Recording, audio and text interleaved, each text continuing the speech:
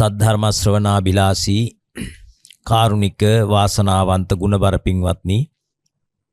පින්වත්නි ලෞතර බුදුරජාණන් වහන්සේ මේ සම්මා සම්බුද්ධ ශාසනය ආරම්භ කරලා ලෝක සත්වයා කෙරෙහි අනුකම්පාවෙන් සුවාසූ දහසක් ධර්මස්කන්ධය දේශනා කොට වදාලා. ඒ සුවාසූ දහසක් ධර්මස්කන්ධයම කැටි කරලා පිටු කරලා ගත්තොත් සූත්‍ර විනය අභිධර්මයේ කියලා ත්‍රිපිටකයකට ගොනු කරනවා. පිටක 3කට ගොනු කරනවා. ඒ පිටක 3ේම විනය පිටකය භික්ෂුන් වහන්සේලාගේ ඇවතුම් පැවතුම් ආදිය කියා දීම සඳහා දේශනා කරන ලද්දක්. සූත්‍ර පිටකයේ වූ කලී එක් පුද්ගලානුබද්ධ චරිතානුබද්ධ ධර්ම පරියායන් රසක් දේශනා කරපු පිටකයක්. උදාහරණ වශයෙන් කෝසල සංයුත්තේ පුරාම කොසල් රජතුමාගේ කතා ප්‍රවෘත්ති තමයි තියෙන්නේ. දේවපුත්ත සංයුත්තේ නේද මාර සංයුත්තේ ආදී තැන්වල ඒ දෙවිවරුන්ට දේශනා කරපු ධර්ම පරියායන් තමයි තිබෙන්නේ. නමුත් අභිධර්ම පිටකය වූ කලී අභිධර්ම පිටකය ගත්තොත් අභිධර්ම පිටකයේ සම්පූර්ණයෙන්ම සමස්ත ධර්ම පිණ්ඩයම කැටි කරලා සාරාංශයක් එහෙම නැත්නම් පොදු හරයක් ගෙනහර දක්වපු කොටසක් තමයි එහි තිබෙන්නේ. සමස්තයම එකට ගෙනල්ලා කැටි කරලා දක්වපු තැනක් තමයි තියෙන්නේ. ඒ කියන්නේ සත්වයාට නිවන් දකීම සඳහා උපකාරවන ධර්මයන්ගේ පුඤ්ජය එහෙම නැත්නම් ධර්මයන්ගේ සංකලනය ධර්මයන්ගේ එකතුව අපි කියන්නේ ස්ප්‍රෙඩ් එක කියලා නේ. ස්ප්‍රිට් එක මේ සියල්ලගේම අපි කියන්නේ සමස්තයේම සාරය හරය දේශනා කරලා තියෙන කොහෙද? අභිධර්ම පිටකේ. කොහෙද? අභිධර්ම පිටකේ. අභිධර්ම පිටකයත් ප්‍රධාන වශයෙන් ප්‍රකරණ 7කට වෙන් වෙනවා. මොනවද ප්‍රකරණ 7? ධම්මසංගණී ප්‍රකරණේ, විභංග ප්‍රකරණේ, ධාතු කතා ප්‍රකරණේ, පුද්ගල පඤ්ඤාති ප්‍රකරණේ, යමක ප්‍රකරණේ, කතාවත්තු ප්‍රකරණේ, ප ဋ ාණ ප්‍රකරණේ කියලා ප්‍රකරණ 7කට වෙන් වෙනවා. මේ ප්‍රකරණ 7 කවරක බැලුවත් තිබෙන්නේ පරමාර්ථ ධර්ම 4යි. මොනවද? චිත්ත, චෛතසික, රූප, නිබ්බාන කියන මේ පරමාර්ථ ධර්ම 4 ගැන තමයි මෙතෙන්දී මේ 7ේම කතා කරන්නේ. හැබැයි එකින් එකට වෙනස් සහ එකින් එකට අපි කියන්නේ ඇඩ්වාන්ස් මනනම් එකින් එකට එකක් නොදෙවෙනි වූ දියුණුවකින් යුක්තව තමයි ධර්ම කරුණු වඩා විස්තරාර්ථ සහිතව දේශනා කළ තියෙන්නේ. දැන් උදාහරණයක් වශයෙන් ප ဋ ාණ මහා ප්‍රකරණය ගත්තොත් ප ဋ ාණ ප්‍රකරණේ තනිකරම තිබෙන්නේ හේතුඵල න්‍යාය. තේරුණාද? දැන් සත්වේකුට නිවන් දකින්න නම් ඒ සත්වයාට මේ හේතුඵල න්‍යාය අවබෝධ වෙන්නම ඕන. බුදුරජාණන් වහන්සේ ඒකනේ දේශනා කළේ යෝ පටිච්ච සමුප්පාදං පස්සති සෝ ධම්මං පස්සති. යමෙක් පටිච්ච සමුප්පාදේ හේවත් හේතුඵල ධම දකිනවා නම් එයා ධර්මයේ දැනගත්තා වෙනවා. යෝ පටිච්ච සමුප්පාදං පස්සති සෝ ධම්මං පස්සති යෝ ධම්මං පස්සති සෝ මං පස්සති. යමෙක් ධර්මයේ දකිනනම් අන්න ඒ පුද්ගලයා බුදුන් දකිනවා එහෙම නැත්නම් නිවන් දකිනවා කියලා බුදුරජාණන් වහන්සේම වදාලා. දැන් නිවන් දකින්න ඕන සත්වයෝ නම් ඒ නිවන් දැකීම සඳහා අනිවාර්යයෙන්ම හේතුඵල ධම දැනගන්න ඕන නම් හේතුඵල ධමේ අපි දන්නවා මේ වෙන විටත් හේතුඵල ධම දේශනා කරලා තියෙනවා ආකාර 3කට. මොනවද? චතුසත්‍ය ක්‍රමය නැත්නම් චතුරාර්ය සත්‍ය ක්‍රමය, 2 පටිච්චසමුප්පාද ක්‍රමය, 3 ප ဋ ාණ ක්‍රමය කියලා ආකාර 3කට දේශනා කරනවා. මේ ක්‍රම 3ෙන් දැන් අද ඔබ අහන්නේ ස්වාමීනි පටිච්චසමුප්පාදයේ පිළිබඳ විවරණයක් කරලා දෙන්න කියලා නේ. හරි. පටිච්චසමුප්පාදයේ අංග කීයක් තියෙනවද? අංග 12ක් තියෙනවා. මොනවාද අංග 12? අවිජ්ජා සංඛාර ඊට පස්සේ පච්චය කියන කැලේ අපි නතර කරලා ඉවරලා අංග ටික විතරක් කියමු. මොනවාද? අවිජ්ජා සංඛාර විඥාන නාම රූප සලආයතන පස්ස වේදනා තණ්හා උපාදාන භව ජාති ජරා මරණ. ඔහොමනේ ඉන්නේ. එහෙම නැත්නම් අපි කටපුරුදු වෙලා තියෙන විදිහට තමයි අවිජ්ජා පච්චය සංඛාර සංඛාර පච්චය විඥාන කිව්වට කමක් නැහැ. ඒක නරකක් නෙමෙයි මම කියන්නේ. මම ඇහුවේ එහි අංග කීයක් තියෙනවද කියලා. අංග වශයෙන් කියනකොට කියනවා අවිජ්ජා සංඛාර නාම රූප අවිජ්ජා සංඛාර විඥාන නාම රූප සලආයතන පස්ස වේදනා තණ්හා උපාදාන භව ජාති ජරා මරණ ආදී වශයෙන් කියනවා. දැන් මෙතන කීයක් තියෙනවද? අංග 12ක් තිබෙනවා. මේ පච්චය කියන කොටස ඇතුළත් වෙන්නේ මොකක් කියන්නද? හේතුවෙන් එහෙම නැත්නම් ප්‍රත්‍යවීමෙන් කියන අදහස. මොකද්ද? අවිජ්ජා පච්චය සංඛාරා කියන්නේ අවිද්‍යාව ප්‍රත්‍යයෙන් සංස්කාර වන්නේ. දැන් ඕක අපි ඉස්සර හිතාගෙන හිටිය අවිද්‍යාවට පස්සේ සංස්කාර වෙනවා කියලා. හරි පච්චයා කියනකොට. එහෙම එකක් නෑ. අවිද්‍යාව ප්‍රත්‍යයෙන් එවෙලෙම අවිද්‍යාවත් එක්කම සංස්කාරය හට ගන්නවා. නේ? තේරුණාද කියන එක? දැන් සංකාර පච්චයා විඥානං කියනකොට සංස්කාර ප්‍රත්‍යයෙන් විඥානය හට ගන්නවා. ඒක ප්‍රත්‍යයෙන් කියන එක තමයි මෙතන පච්චයා කියලා බුදුරජාණන් වහන්සේ දේශනා කළේ. ප්‍රත්‍යය. ඊළඟට මේ පටිච්ච සමුප්පාදයේ තිබෙන මේ අවිජ්ජා සංකාර විඥාන නාම රූප සලආයතන පස්ස වේදනා තණ්හා උපාදාන භව ජාති ජරා මරණ කියන අංග 12න් කියවෙන මේ ක්‍රියාවලිය තුල සමස්තේම අදහස එමනම් සම්පූර්ණ අදහස මොකද්ද? ඕයි සත්වයේක් පුද්ගලයෙක් නොවන සත්වයේක් පුද්ගලයෙක් නොවන හේතු නිසා හටගන්න ඵල සමූහයක් ඇත්තේය කියලා. නේද? අදහසක් අරගෙන ඒ අදහස තුල සත්වපුද්ගල සංඥාව ගෙවාගෙන අනාත්ම සංඥාව ප්‍රකට කරගෙන මොකද කරන්න ඕන? සක්කාය දෘෂ්ටිය දුරු කරගෙන සෝවාන් ආදී මාර්ගඵල වලට ලං වෙන්නයි මේ හේතුඵල න්‍යාය විස්තර කරන්නේ. පැහැදිලිනේ? මේකේ පින්වත්නි මේ පටිච්ච සමුප්පාදේ විස්තර කරනකොට අපිට මතක් කරගන්න ඕන කාරණා කීපයක් තියෙනවා. එකක් තමයි පටිච්ච සමුප්පාදේ මේ කියවෙන ක්‍රියාවලිය තුල දැන් අවිද්‍යාව ප්‍රත්‍යයෙන් සංස්කාර වෙනවයි සංස්කාර ප්‍රත්‍යයෙන් විඥාන වෙනවයි කියනකොට ආකාර දෙකකට මේක විස්තර කරනවා. මොකද්ද? එකක් තමයි ඒකක්ෂණික පටිච්චසමුප්පාදය. මොකද්ද? ඒකක්ෂණික පටිච්චසමුප්පාදය. එක සිතක සිදුවන පටිච්චසමුප්පාද ක්‍රියාවලිය. හරිද? අනිත් එක මොකද්ද? නානක්ෂණික පටිච්චසමුප්පාදය. නානක්ෂණික කියලා කියන්නේ මොකද්ද? සන්තති පටිච්චසමුප්පාදය කියලා එකට කියනවා. පොදුවේ ගත්තාම එහෙම නැත්නම් සමස්ත ක්‍රියාවලිය වශයෙන් ගත්තාම සිදුවන පටිච්චසමුප්පාදය. ඒ සමස්ත ක්‍රියාවලියක් වශයෙන් ගන්න පටිච්චසමුප්පාදය තමයි අපි නිතර කතා කරන්නේ. ඒ කියන්නේ දැන් බලන්න මෙහෙම අවිද්‍යාව ප්‍රත්‍යයෙන් සංස්කාර කරගන්නවා. දැන් ගිය ජීවිතය කියලා හිතන්න. ගිය ජීවිතේ ඔබ අවිද්‍යාව ප්‍රත්‍යයෙන් සංස්කාර ඇති කරගත්තා. මොකක්ද අවිද්‍යාව කියන්නේ? චතුරාර්ය සත්‍ය නොදැනීම. මොකක්ද චතුරාර්ය සත්‍ය කියන්නේ? දුක්ඛ සත්‍ය, සමුදය සත්‍ය, නිරෝධ සත්‍ය, මාර්ග සත්‍ය. හරිද? දුක්ඛ සත්‍ය නොදැනීම, සමුදය සත්‍ය නොදැනීම, නිරෝධ සත්‍ය නොදැනීම, මාර්ග සත්‍ය නොදැනීම. මොකද්ද දුක්ඛ සත්‍ය කියන්නේ? මොකක්ද දුක්ඛ සත්‍ය කියන්නේ? පංච උපාදානස්කන්ධේ දුකයි කියලා අවසාන වශයෙන් කියනවා. ජාතිපි දුක්ඛා, ජරාපි දුක්ඛා, ව්‍යාධිපි දුක්ඛෝ, මරණම්පි දුක්ඛං, අප්පියේහි සම්පයෝගෝ දුක්ඛෝ, පියේහි විපයෝගෝ දුක්ඛෝ, යම්පිච්ඡං නලබති තම්පි දුක්ඛං සංකිට්ඨේන පංච උපාදානස්කන්ධා දුක්ඛා. දැන් මුල් ටික විස්තර කරමු. ජාතිය හේවත් ඉපදීම දුකයි. ඉපදීම දුකයිද නැද්ද? ඉපදීම දුකයි. කාටද දුක? කාටද දුක? ඉපදින සත්වයාට දුකයි. තේරෙනවනේ? දැන් අපි හිතමු ඕක ඔන්න සමහර අය මම දැක්ක මේ පහුගිය කාලේ විකෘති ධර්ම දේශනා කරන අය කියනවා ඉපදීම දුකයි නම් අම්මයි තාත්තයි දෙන්න ඇයි සතුටු වෙන්නේ කියලා. ඇයි කේක් කපන්නේ කියලා බර්ත්ඩේ එක දවසේ. දැන් ඉපදීම දුක නෙමෙයිද? බලන්න අපි හිතමු මෙහෙම. අපි මහා ලේ ගොඩක් මැද්දේ නේද? අම්මගේ කුස ඇතුලේ වකුටු වෙලා නේද? අර සෙම සැරව ගුලියක් මැද්දේ නේද? ඉඳලා ලේ පෙරාගෙන එළියට ඇවිල්ලා නේද? ඇඬුවේ නැත්නම් කොන්ද මෙහෙම කකුල් දෙකෙන් උසලා කොන්දටත් ගහලා ඊට පස්සේ නහය ආස්සට බට දාලි වෙරලා ඒවයි තියෙන පෙනහළු වල තියෙන පිරලා තියෙනවා නම් ඒ ජරාව අයින් කරලා ඉපදීම කොයිතරම් දුකක්ද කියලා තේරෙන්නේ ඉපදුණු කෙනාට නේ. දැන් තව සමහර අය කියනවා ඉපදුණු නිසානේ ස්වාමීන් වහන්සේ ජාතිය ජරාව ජාතිය කියන්නේ ඉපදීම ජරාවනේ වයසට යෑම ව්‍යාධිය ලෙඩවීම නෑ ඒක වෙනම දුක. ඉපදීම නිසා එනවා තමයි. නමුත් ඉපදීමේ දුක කියන එක වෙනම එකක්. ඒකනේ භාගතුන් වහන්සේ පටලවන්නේ නැතුව ජාතිපි දුක්ඛ ජරාපි දුක්ඛ කියලා වෙනම කියන්නේ. ඉපදීම වෙනම දුකක්. ලෙඩවීම වෙනම දුකක්. වයසට යෑම වෙනම දුකක්. ඒ සියල්ලම වෙන දුක්. ප්‍රියයන්ගෙන් වෙන්වීම, අප්‍රියයන් හා එක්වීම නේද? ඔය ආදී වශයෙන් කැමැති දේ නොලැබීම. අවසාන වශයෙන් මොකද්ද කිව්වේ? සංකිට්ඨේන පංච උපාදානස්කන්ධා දුක්ඛ.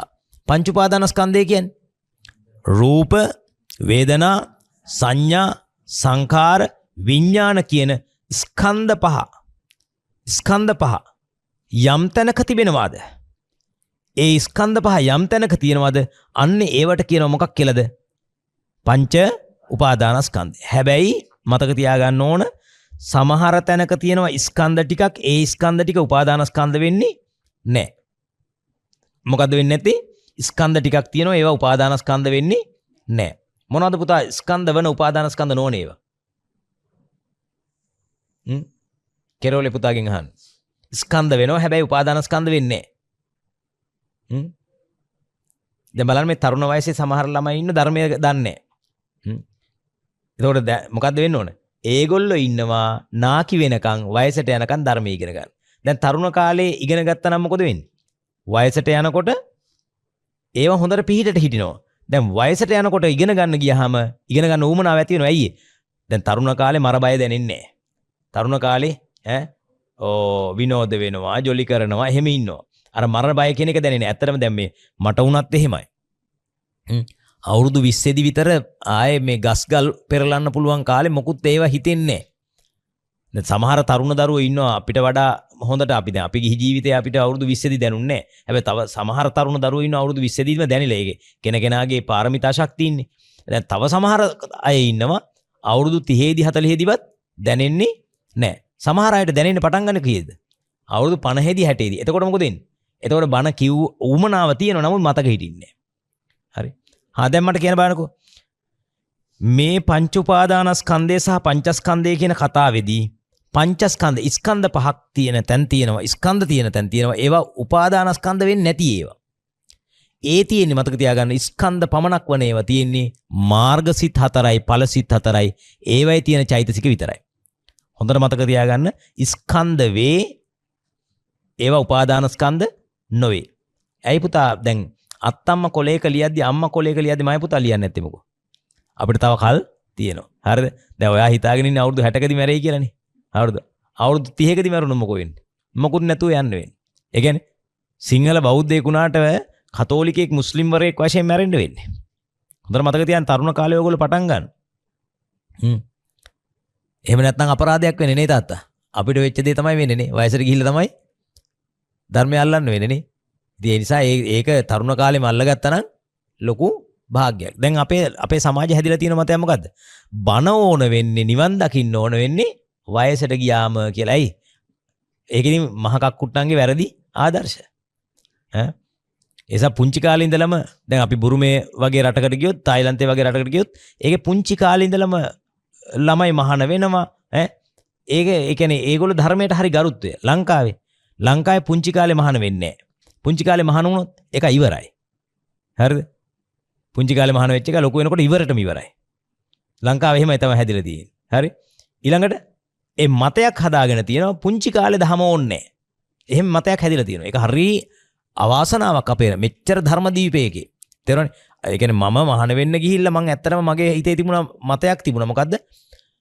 පුංචි කාලේ මහාන වෙන්න බෑ, වයසට ගිහිල්ලා තමයි මහාන වෙන්න ඕන කියලා මතයක්. අන්න එහෙම මතයක් මගෙත් තිබුණා. හරි. දැන් මේව අහගෙන ඉන්න. මේකෙදී මම කිව්වා මොකක්ද? පංචස්කන්ධය එහෙම නැත්නම් පංච උපාදානස්කන්ධය කියලා කොටස් දෙකකට වෙන් කළා. ස්කන්ධ වන උපාදානස්කන්ධ නොවන දේවල් ටික කිව්වා. මොකද්ද ස්කන්ධ ටික? මාර්ගසිත 4යි ඵලසිත 4යි ස්කන්ධ බවට පත්වේ. නමුත් ඒවා උපාදානස්කන්ධ නොවේ. ඇයි ඒවා උපාදානස්කන්ධ වෙන්නේ නැත්තේ? ඒ මාර්ගසිත ඵලසිත කියන ඒවා කිසියම් කෙනෙකුට මොනව කරන්න බැරිද? උපාදානයට බඳින්න බෑ.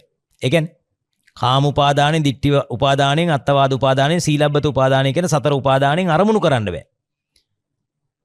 උපාදානයන්ගෙන් අරමුණු කරන්න බැරි නිසා ඒවා උපාදානස්කන්ධ වෙන්නේ නැහැ. උපාදානස්කන්ධ කියන්නේ මොනවටද? හොඳට මතක තියාගන්න. උපාදානස්කන්ධ කියලා කියන්නේ උපාදානීය ස්කන්ධ. උපාදානයන්ට අරමුණු කළ හැකි ස්කන්ධ. ඔය සතර උපාදාන මොනවද? කාම උපාදාන, ditthi උපාදාන, අත්තවාද උපාදාන, සීලබ්බත උපාදාන කියන ඒ සතර උපාදානයන්ගෙන් අරමුණු කළ හැකි උපාදාන මේ ස්කන්ධ වලට කියනවා උපාදානස්කන්ධ. දැන් අපි හිතමු ඔබතුමා සෝවාන් මාර්ගහිත ඇති කරගත්තොත් ඒ සෝවාන් මාර්ගහිත කෙරෙහි මෙතුමියට බෑ කාම උපාදානය ඇති කරගන්න. තේරෙනවනේ? ditthi උපාදානය ඇති කරගන්න. අත්තවාද උපාදානය ඇති කරගන්න. සීලබ්බත උපාදානය ඇති කරගන්න බෑ. ඒ නිසා මොකද වෙන්නේ? ඒවා ස්කන්ධ විතරයි උපාදානස්කන්ධ වෙන්නේ නැහැ. තේරුණාද අම්මා?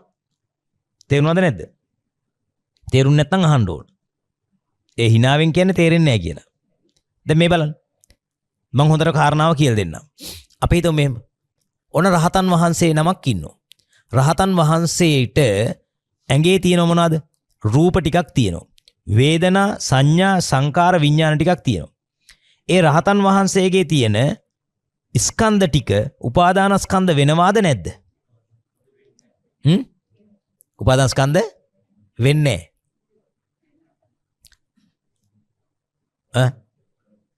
නෑ. ඔන්න ඔතන තමයි පටලවා ගත්ත තැන.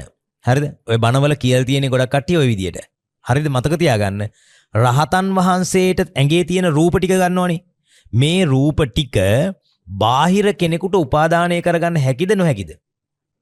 හැකිනේ. ඒසා උපාදානයට හිත ඇති ස්කන්ධ තමයි උපාදානස්කන්ධ කියලා බුදුහාමුදුරු කියන්නේ. තේරෙනවනේ?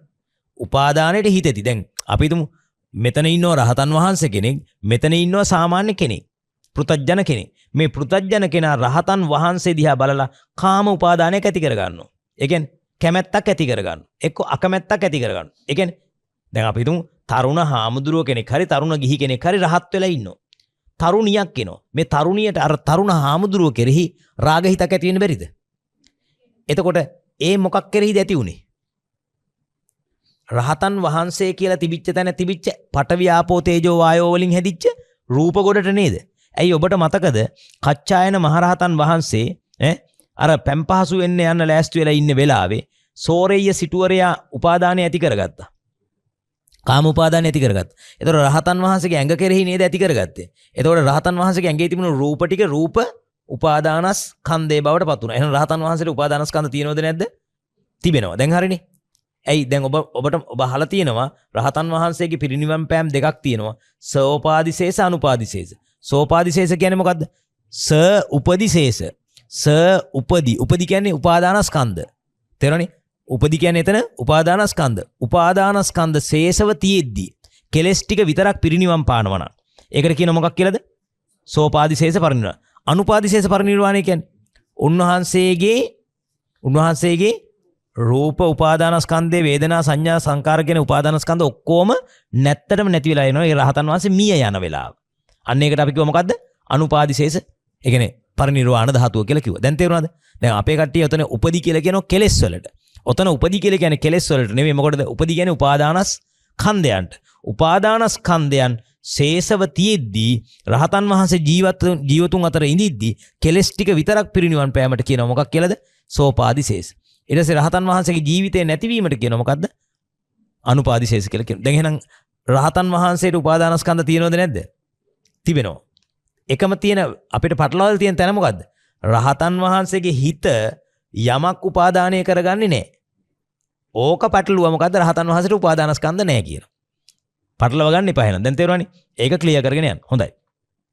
දැන් එහෙනම් මම මේ කතා කරන්න ගියේ මොකද්ද? සංකිට්ඨේන පංච උපාදානස්කන්ධා දුක්ඛා. සංකිට්ඨේන පංච උපාදානස්කන්ධා දුක්ඛා. පංච උපාදානස්කන්ධේ මොනවද? රූප වේදනා සංඥා සංකාර විඥාන කියන ස්කන්ධ පහ උපාදානස්කන්ධ වෙනවා. ඒ උපාදානස්කන්ධ පහට අපි කියනවා මොකද්ද? පංච උපාදානස්කන්ධය කියලා කියනවා. පංච උපාදානස්කන්ධයෙන් එකක් තිබුණත් තේරෙනවනේ? හතරක් තිබුණත් පහම තිබුණත් මේවා අනිවාර්යයෙන්ම දුකයි. පංච උපාදානස්කන්ධයෙන් එකක් තියෙන කට්ටිය කියන බලන්න. සත්වය නෑ, අසඤ්ඤ සත්වය. රූපාවචර බ්‍රහ්ම ලෝකවල ඉන්න එක තැනක ඉන්නවා අසඤ්ඤ සත්වය කියලා 15 වෙනි බ්‍රහ්මතලේ. එයා කවුද? අසඤ්ඤ සත්වය. අසඤ්ඤ සත්වෙන්ට තියෙන රූප විතරයි. ඒ රූප විතරක් තිබුණා රූපය කියන්නේ උපාදානස්කන්ධ වලින් එකක්නේ. රූප වේදනා සංඥා සංකාර විඥාන කියන්නේ එකක්. මේක දුකයි. ඒ කියන්නේ ඒ සත්වයින්ටත් දුක තිබෙනවා. දුක්ඛාරය සත්‍ය තිබෙනවා. ඊළඟට අරූපාවචර බ්‍රහ්මයින්ට හතරක් තියෙනවා. මොනවාද? වේදනා සංඥා සංකාර විඥාන. ඒ හතර තිබුණත් උපාදානස්කන්ධ හතරක් තිබුණත් ඒත් දුක තියෙනවා. ඔබට මට පහම තියෙනවා. මොනවද තියෙන්නේ? රූපක් තියෙන, වේදනාවක් තියෙන, සංඥාවක් තියෙන, සංකාරයක් තියෙන, විඥානයක් තියෙන පහම තියෙනවා. මේ පහෙන්ම අපිට දුක හට ගන්නවා. තේරෙනවනේ? රූප තියෙනවා නම් රූප වලින් දුක, වේදනා සංඥා සංකාර විඥාන කියන හතර තියෙන නිසා ඒවෙන් දුක. ඒ කියන්නේ අපිට දුක් හොඳටම තියෙනවා. පහෙන්ම අපිට හම්බ වෙනවා. දැන් අපි මොකද්ද කරන්නේ? සංකිට්ඨේන පංච උපාදානස්කන්ධා දුක්ඛා මේ පංච උපාදානස්කන්ධය දුකයි. දැන් ඕක හරිද?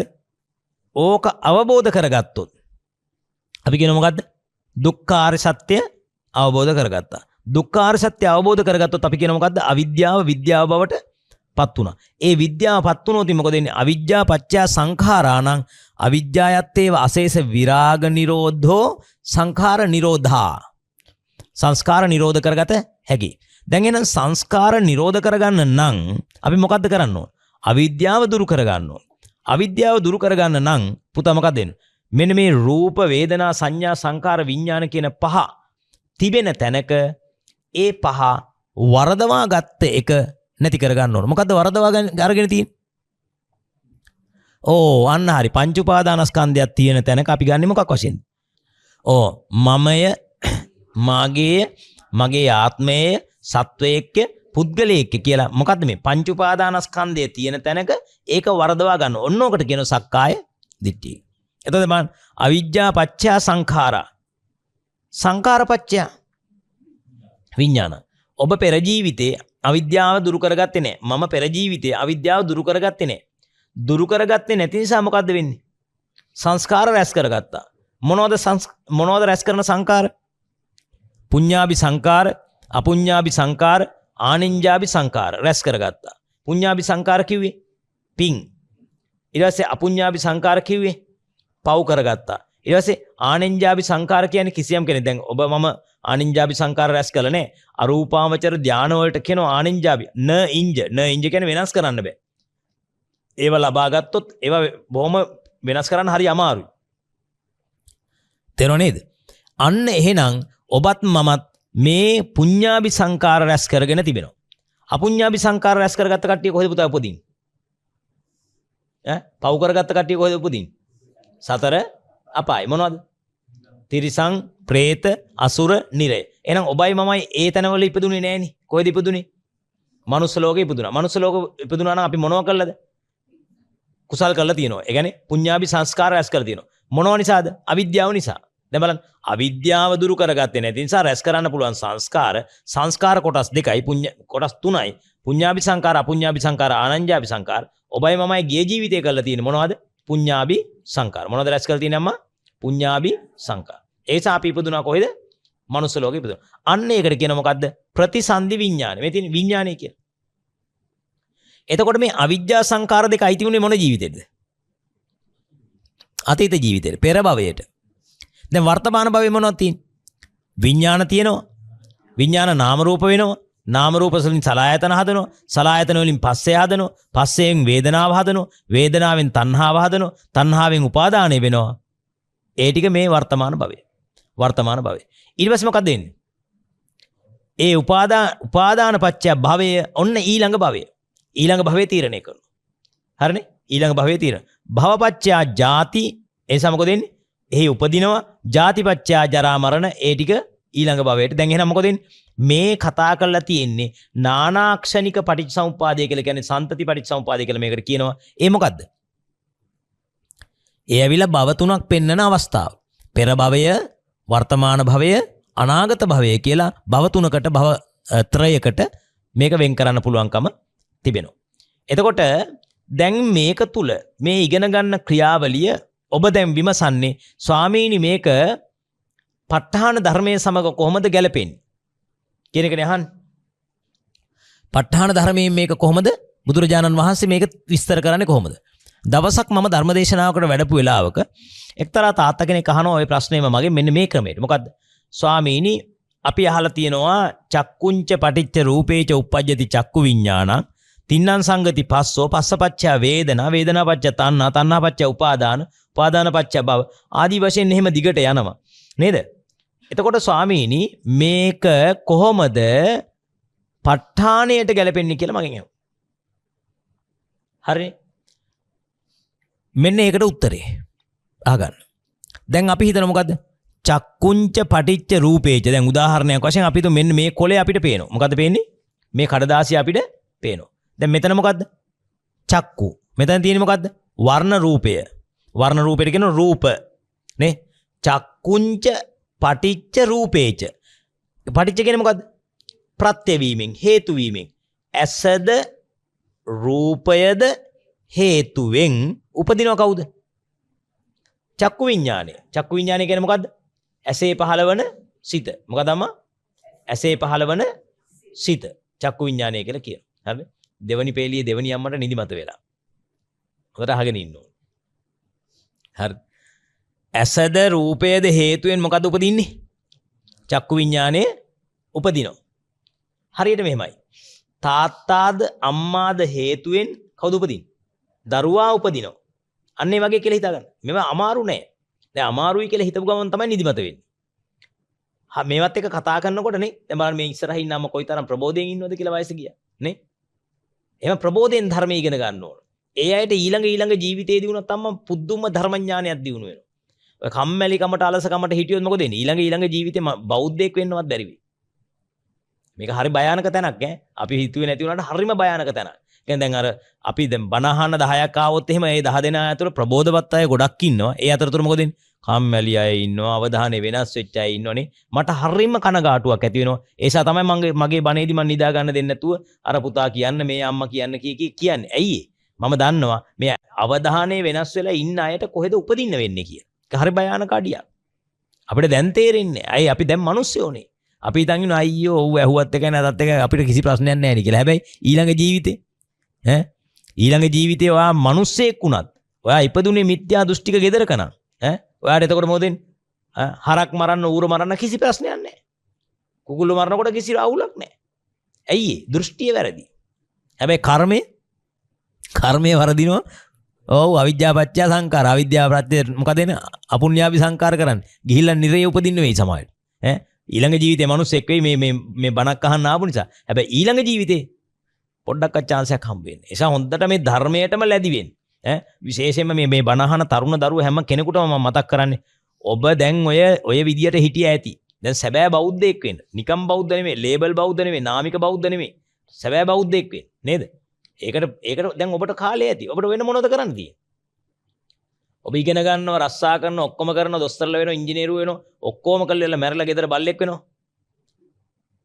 හොඳයිනේ. එතකොට මොකද වෙන්නේ? ඒ බල්ලට තියෙනවද PhD එක? ඒ බල්ලට කියනවද දොස්තර බල්ලා කියලා? කියන්නේ නැහැ. නේද? මැරලා ඉපදුනාට පස්සේ කියන්නේ නැහැ නේ. හරි. දැන් ඒ නිසා මේක හොඳට හිතට ගන්න. අවිද්‍යාව කියන එක මම කතා කරපු මාතෘකාව නැවත යන්නම්. අර තාත්තා අහපු කතාව තමයි චක්කුංච පටිච්ච රූපේච උපජ්ජති චක්කු විඥානං. මෙතන චක්කුංච කියලා කියන්නේ මොකද්ද? ඇස නැත්නම් චක්කු ප්‍රසාද රූපේ. මොකද අම්මා?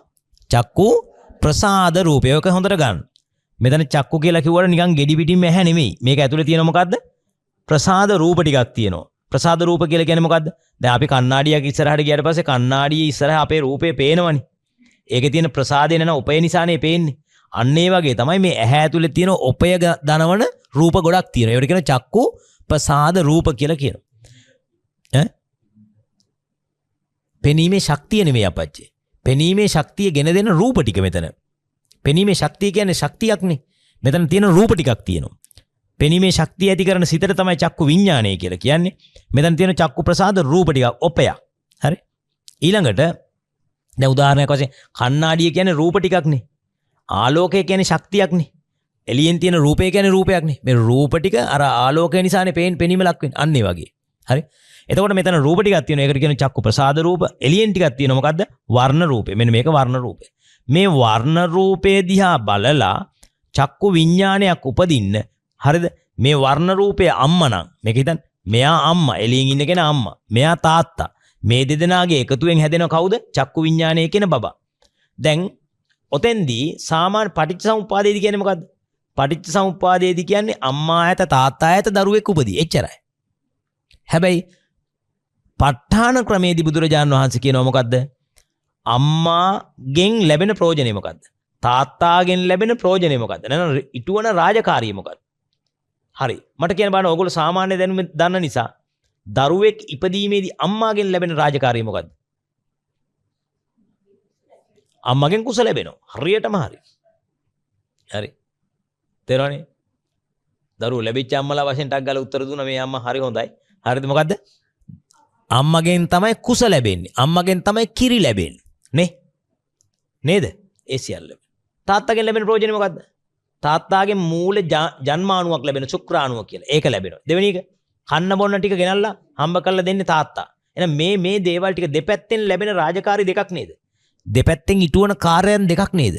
අන්නේ කාර්යයන් දෙක හැබැයි මේ දරුවට අනිවාර්යෙන්ම ඕනේ.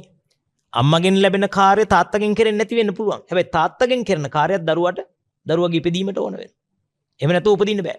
තාත්තා විතරක් ඉඳලා දරුවෝ හැදෙන්නේ නැහැ. අම්මා විතරක් ඉඳලා දරුවෝ හැදෙන්නේ නැහැ. පැහැදිලිනේ? එහෙනම් අම්මා තාත්තාගේ දෙදෙනාගේම ප්‍රත්‍යයෙන් නේ තමයි මේක හැදෙන්නේ. එතකොට දැන් මේ චක්කු ප්‍රසාද රූපයෙන් කරන කාර්යය මොකද්ද? වර්ණ රූපයෙන් කරන කාර්යය මොකද්ද? එතන කාර්යයන් දෙකක් තියෙනවා.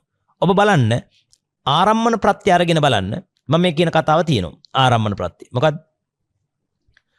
රූපායතනං චක්කු විඥාන ධාතුයා තං සම්පයුත්ත කාණංච ධම්මානං ආරම්මන පච්චේන පච්චය. ඒ කියන්නේ මොකද්ද? වර්ණ රූපය රූපායතනේ වර්ණ රූපය කියන්නේ මොකද්ද? රූපායතනේ. මේ තින් රූපායතනං කියලා ගන්නකොට එතන අදහස් කරන්නේ වර්ණ රූපය. චක්කු විඥාන ධාතුයා චක්ෂුර් විඥාන හිතට. මොකද්ද?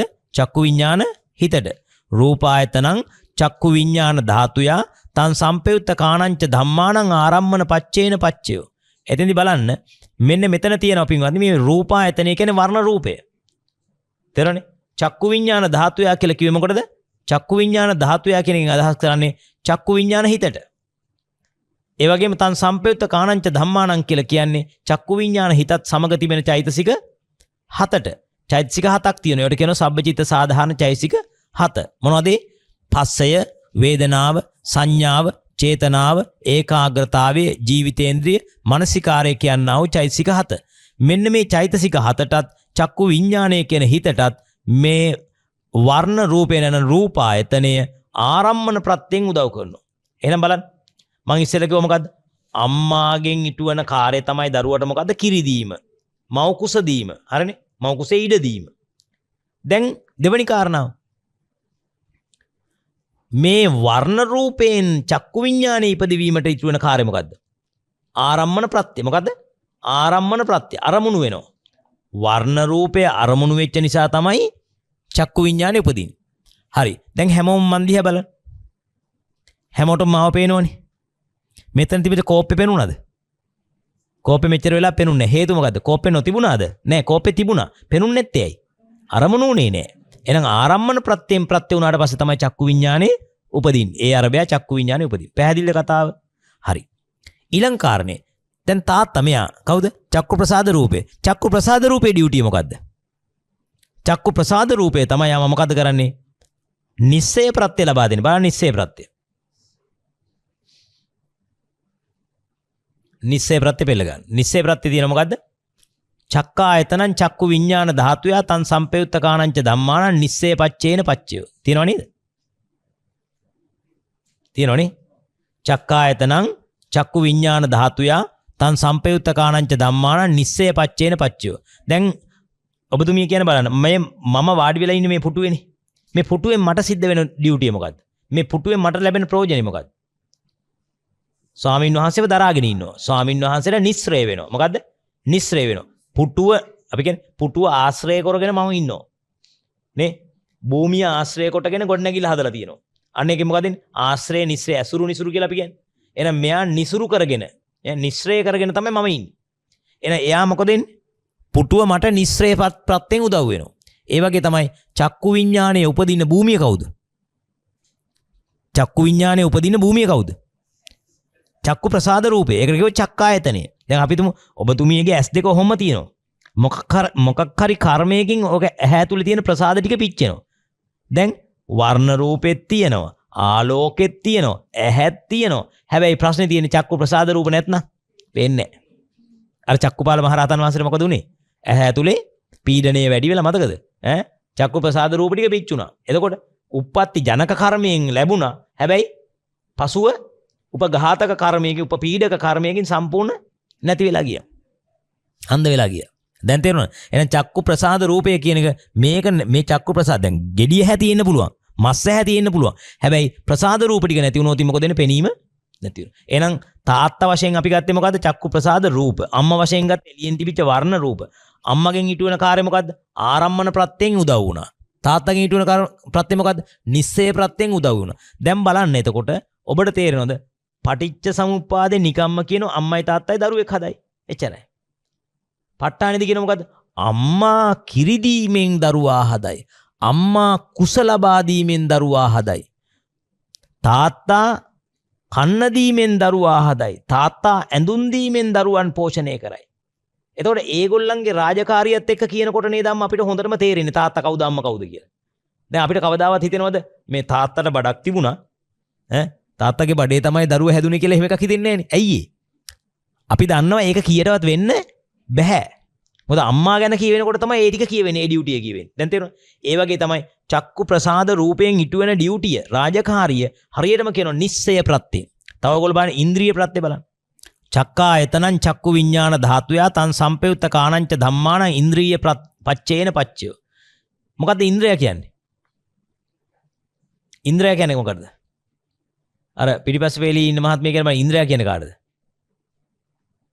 ඉන්ද්‍රිය කියන්නේ අධිපතියට. කාටද? ඉන්ද්‍රිය කියන්නේ අධිපතියට. දැන් නරයන් අතර අධිපතිය කවුද? නරේන්ද්‍ර. කවුද? නරේන්ද්‍ර. දෙවියන් අතර අධිපති? දේවේන්ද්‍ර නේ. සුරයන් අතර අධිපති? සුරේන්ද්‍ර. ගජයන් අතර අධිපති? ගජේන්ද්‍ර. මතකයිනේ? එතකොට ඉන්ද්‍ර කියන්නේ ලොක්කා. නායකයා. එතකොට ඇස මෙහන් අපිට තියෙනවා ඇස තියෙනවා, කන තියෙනවා, නාසය තියෙනවා, දිව තියෙනවා, කය තියෙනවා නේ. නේද? මේව අතරින් අහන්න. ඔබ දැන් මන් දිහා බලාගෙන ඉන්නකොට බලාගෙන ඉන්න අවස්ථාව විතරයි මම කතා කරන්නේ. අහගෙන ඉන්න අවස්ථාව නේ. ඔබ මන් දිහා බලාගෙන ඉන්නකොට කනද ඉන්ද්‍රිය වෙලා තියෙන්නේ, නාසයද ඉන්ද්‍රිය වෙලා තියෙන්නේ, දිවද ඉන්ද්‍රිය වෙලා තියෙන්නේ, කයද ඉන්ද්‍රිය වෙලා තියෙන්නේ, ඇසද? ඇසයි ඉන්ද්‍රිය උනේ. අන්න ඒ ප්‍රකෝම මොකද්ද? චක්කු ඉන්ද්‍රියං චක්කු විඥාන ධාතුයා තං සම්පයුත්තකානංච ධම්මානං ඉන්ද්‍රිය පච්චයේන පච්චය. පැහැදිලි? එතකොට චක්කු ප්‍රසාද රූපේ ඉන්ද්‍රිය ප්‍රත්‍යයෙන් උදව් කරනවා. නිස්සය ප්‍රත්‍යයෙන් උදව් කරනවා. කලින් කිව්වා නිස්සය ප්‍රත්‍ය ගැන. දැන් කිව්වා මොකද්ද? ඉන්ද්‍රිය ප්‍රත්‍ය ගැන. එයා ලොක්ක වෙලා තේරෙනවද? අනිත් ඒවාට වඩා එයා ලොක්ක වෙනවා. ලොක්ක වෙච්ච ගමන් රූප ගන්නවා. කන ලොක්ක වෙච්ච ගමන් අනිත් ඒවා ඔක්කොම අනිත් ඒවා ඔක්කොම එකක්වත් ලොක්ක වෙන්නේ නැහැ. මෙයා ලොක්ක වෙච්ච ගමන් සද්ද විතරයි ඇහෙන්නේ. තේරුණාද කියන එක? දැන් බලන්න අපිට එක වෙලාවක උපදින්න පුළුවන් අපේ సంతාන එක හිතයිනේ. සද්ද ඇහෙනකොට රූප පේන්නේ නැතුව යනවා. රූප පේනකොට සද්ද ඇහෙන්නේ නැතුව යනවා. දැන් තියෙන කතාව තේරෙනවද අම්මා? එතකොට මෙයා ඉන්ද්‍රිය වුණොත් තමයි ඇහෙන්නේ. දැන් අපි මේ පරිසරයේ ඉන්නකොට අම්මා කොච්චර සද්ද තියෙනවද? හැබැයි මේ සද්ද තිබුණාට දැන් ඇහෙන්නේ මොකද්ද? අරිදසන හඳුරන්නේ කබල් හඬ විතරයි. නේද? අනිත් ඒවා ඇහෙන්නේ නැතුව ගිහිල්ලා තියෙනවා. නේද? දැන් පරිසරයේ මිහිරි සද්ද තියෙන කුරුල්ලන්ගේ හඬ ඒව මේව තියෙනවා. නමුත් ඒවා ඇහෙන්නේ නැහැ. මේ වෙලාවේ අපිට ඇහෙන්නේ ධර්මදේශනාව විතරයි. පැහැදිලි? රූප දැන් කොච්චර රූප මේක වටේට තියෙනවද? හැබැයි දැන් පේන්නේ හරිදර්ශන සංස්කෘතික ෆොටෝ එක විතරයි. පින්තූරේ විතරයි. පැහැදිලි? අන්න ඒ විදිහට අම්මා මේ ඉන්ද්‍රිය වුණොත් චක්කු ඉන්ද්‍රිය වෙන වෙලාවේ චක්කු විඥානය හට ගන්නවා. චක්කු විඥාණයට මෙයා ඉන්ද්‍රිය ප්‍රත්‍යයෙන් උදව් වෙනවා. තව බලන්න අත්ති ප්‍රත්‍ය. දැන් ඔයත් මේ පටිච්චසමුපාදයට ගලපන්න කියපු නිසා මම ප ဋ ාණයට ගලපන්න කියපු නිසා මම මේක කරන්නේ මේ. හරි. අත්ති ප්‍රත්‍ය බලන්න. අත්ති ප්‍රත්‍යෙන් මොකද්ද කියන්නේ? චක්කායතනං චක්කු විඥාන ධාතුයා තං සම්පයුත්ත කාණංච ධම්මානං අත්තිපච්චේන පච්චය කියලා මැද හරිය තියෙනවා. අත්ති ප්‍රත්‍ය. ඒ කියන්නේ මෙයා ඇතනම් චක්කු විඥානේ ඇත. මෙයා නැති වුණොත් චක්කු විඥානේ නැත. ඒ කියන්නේ ඇහැ තියෙනවා. ඇහැ ඇතුලේ චක්කු ප්‍රසාද රූප තිබුණොත් විතරයි පේන්නේ. චක්කු විඥානේ උපදින. අත්තිපච්චේන. දැන් කොල්ලෝ කියන්නේ මොකද්ද? කොල්ලෝ යාළු වෙච්ච කාලේ ගෑනු ළමයිට කියන්නේ මොකද්ද? රත්තරන් ඔයා ඇත්නම් මං ඇත. ඔයා නැත්නම් මං නැත කියලා කියනෝ නේද? බොරුවට කියන්නේ නේ. ඔව්. එයා නැත්නම් වෙන කෙනෙක් ඇත. එහෙම නෙවෙන්නේ. නමුත් අත්ති කියලා කියන්නේ මොකද්ද? මෙයා ඇත්නම් මෙයා ඇත. චක්කු ප්‍රසාද රූපේ ඇත්නම් චක්කු විඥානේ ඇත. අත්ති ප්‍රත්‍ය. බලන්න අවිගත ප්‍රත්‍ය. අවිගත.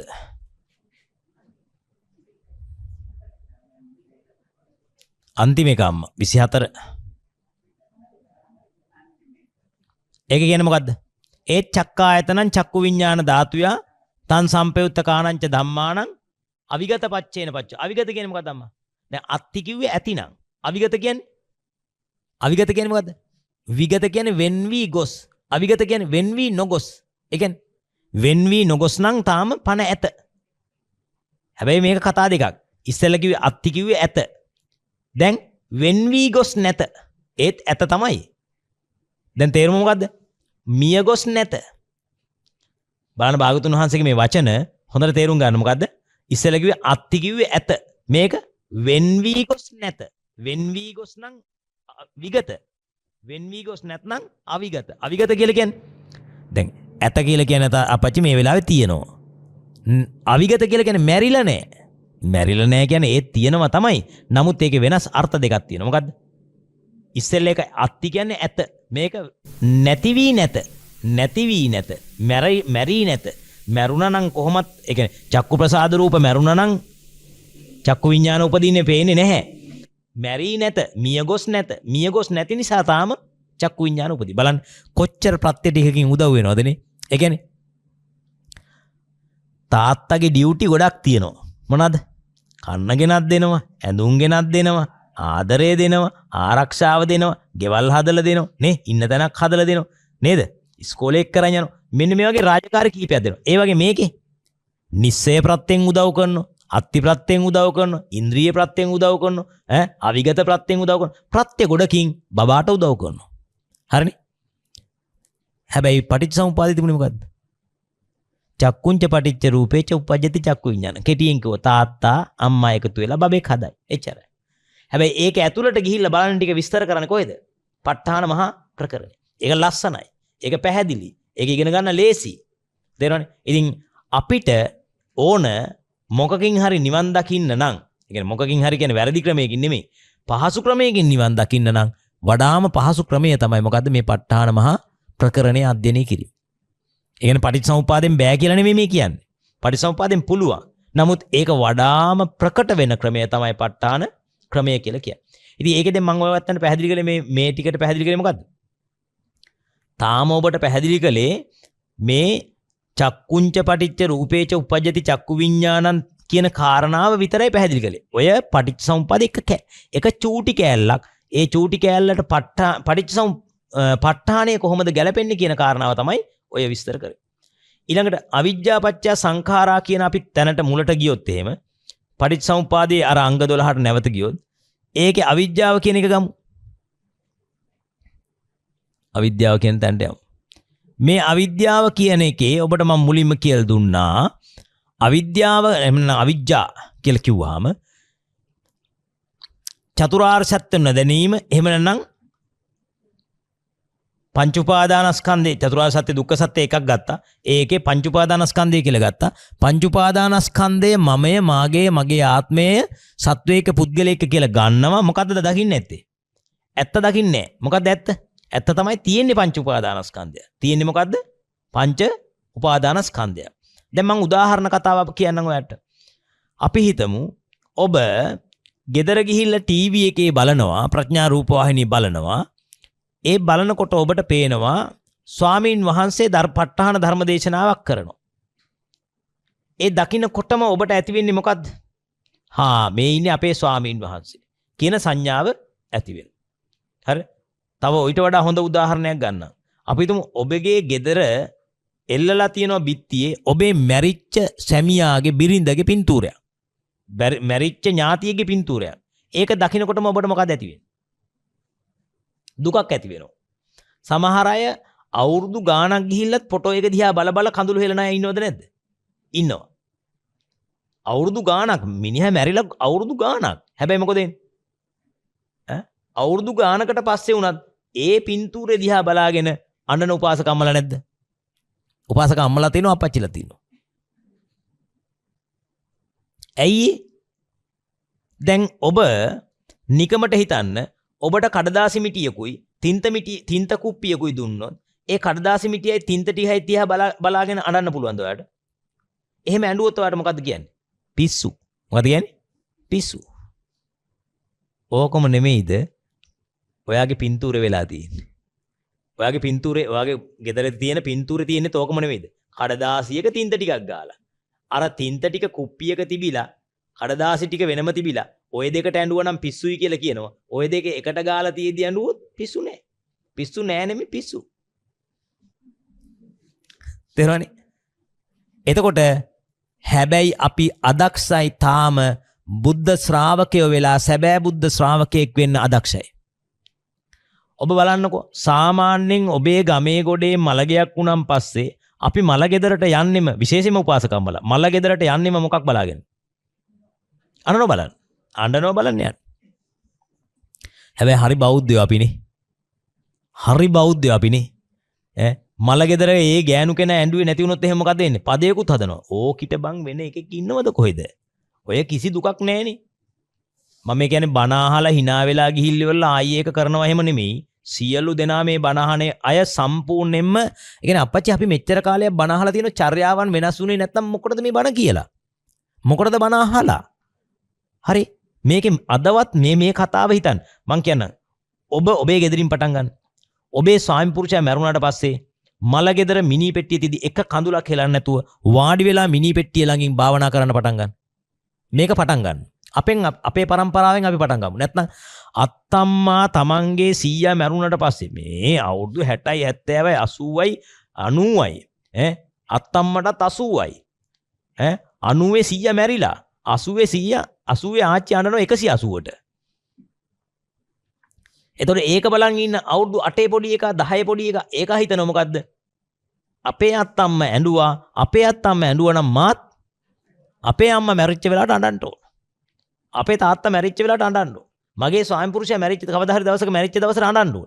ඒ පරමාදර්ශයක් අරගන්න ඒගොල්ලෝ වැරදි.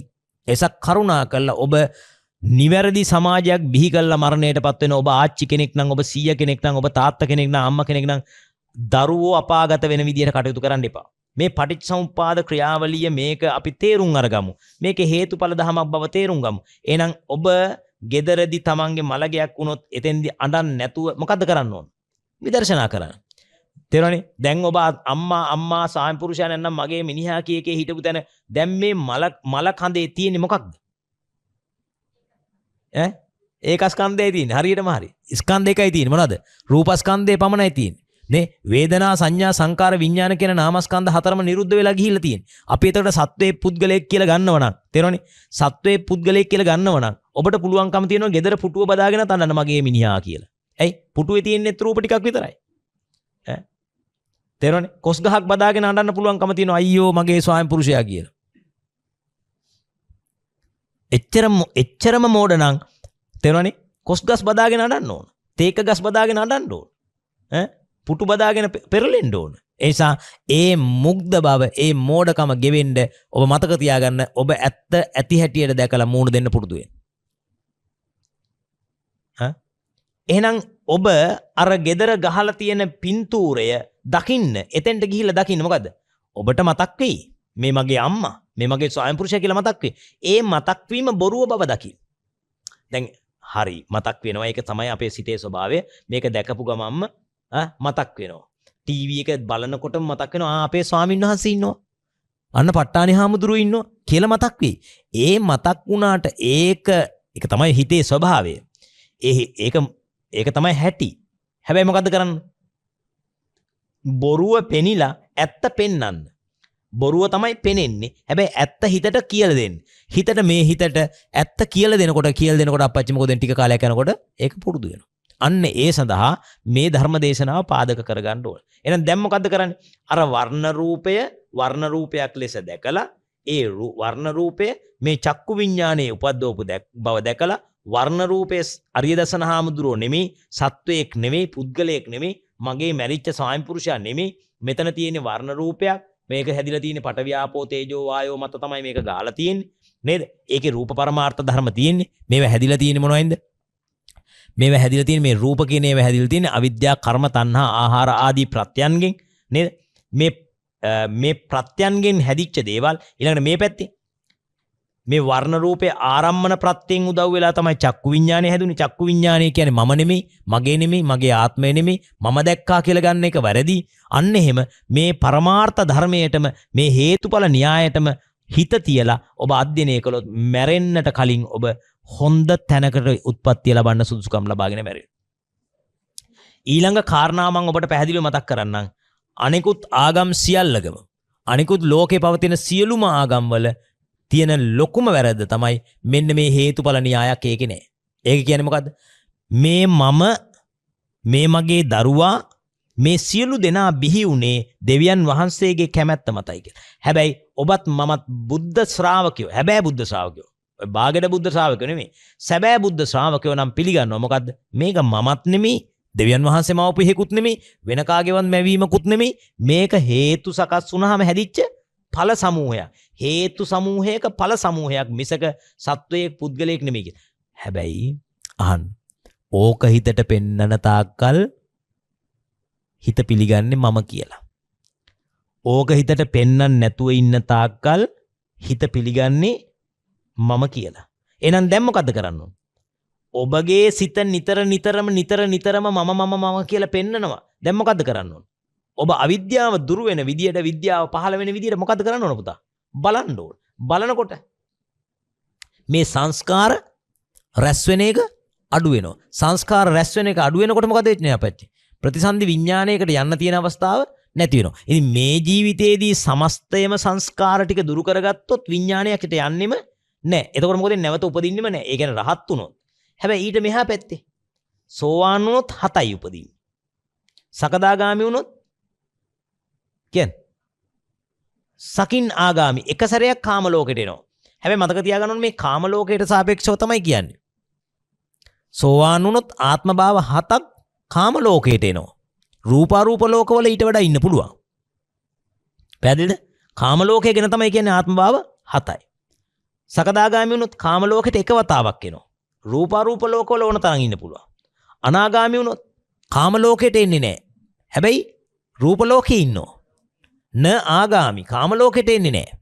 රහත් වුණොත් උපදින්නෙම නැහැ. ඔබට මේ ජීවිතේදී රහත් වෙන්න හැකියාව තිබුණොත් ඒ සඳහා උත්සාහ කරනවා.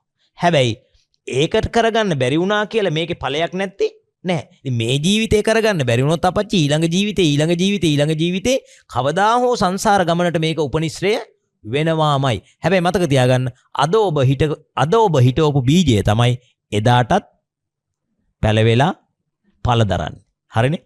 අද හරියට පැලවෙන්න දුන්නේ නැති වුණොත් අද මේකෙදි නිදාගත්තොත් අද මේකෙදි අලසව හිටියොත් අද මේකෙදි සවන් නොදුන්නොත් අද මේක ඉගෙනගෙන ගිහිල්ලා ප්‍රැක්ටිස් නොකළොත් අද මේක ඉගෙනගෙන ගෙදර ගිහිල්ලා කුණු කූඩේට දාලා අහකට දාලා වෙන වැඩ කටයුතු කර හිටියොත් යන්න වෙන තැන තමන් හිතා ගන්න. හරිනේ? අද මේක ඉගෙනගෙන ගිහිල්ලා භාවිතා කළොත් බහුලීගත කළොත් වැඩුවොත් ආසේවනය කළොත් නිතර පුරුදු කළොත් ඔබට යන්න පුළුවන් තැන ගැන හොඳට හිතන්න. එහෙනම් ඒ සඳහා මේ ධර්ම දේශනාව උපනිශ්‍රේ ධර්මයක්ම වේවා කියලා ආශිර්වාද කරනවා.